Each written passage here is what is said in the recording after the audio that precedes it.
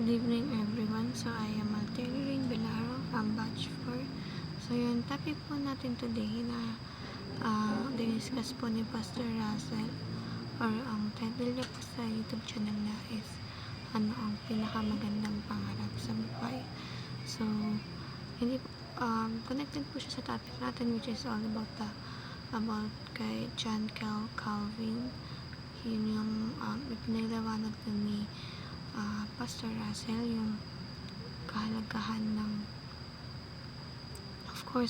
kahalagahan ng pagpipray, ng pag-glorify kay Lord, pag-worship, and of course yung pagkakaiba rin ng kalakasan ng lalaki sa pag-worship kay Lord. So first po, ang sabi daw po ni Pastor Russell doon na kahit gaano kalakas ay walang masihigit sa kalakasan ng Panginoon na kaya niyang gawin sa life natin. And of course, kahit gaano ka-masculine na lalaki ay walang kahit sino man yung mas magkakaroon ng power para mahigitan or mapantayan man lang kalakasan na kaya ibigay sa atin ng Panginoon or yung kalakasan na meron yung Panginoon natin. At sabi niya sa applications, isa sa applications nun sa YouTube channel ni Pastor Russell ay sabi raw po na maging cautious tayo sa mga bagay na ginagawa natin in life dahil hindi natin alam yung maaaring magiging kapalit nito. At of course, parang pumasok doon yung parang sabi na nasa huli yung pagsisisi since dapat naman talaga na dapat naging cautious tayo sa mga actions natin nang sa ganun hindi tayo magkakaroon ng mga desisyon na pagsisisihan natin. At of course na dapat sasamahan natin palagi ng prayers at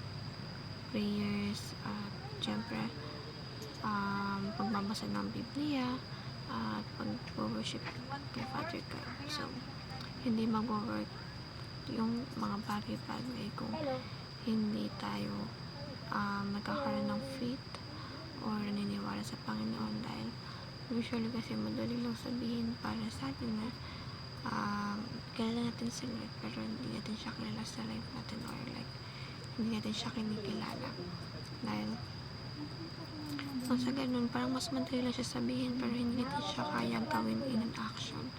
So sa madaling salita, poor lang tayo, magaling sa salita pero sa gawa ay hindi. So mas nagmamatter kay Lord yung pagkilos natin or yung pagpapakita sa kanilang love at yung talagang naiintindihan natin yung mga bagay na gusto niyang mangyari para sa life natin, at mas nauunawaan natin yung nais niyang ipahayag or nais niyang mangyari sa kaya nga rin sabi ko sa life natin.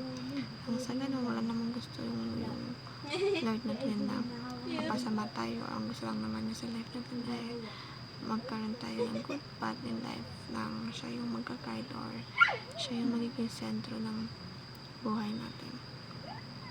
At syempre palagi tayo magpasalamat sa araw-araw sa atong blessings na binibigay niya, at maging grateful tayo sa lahat ng meron tayo ngayon, at ipahayag natin yung salita niya sa ibang tao. Yun naman po. Thank you, God.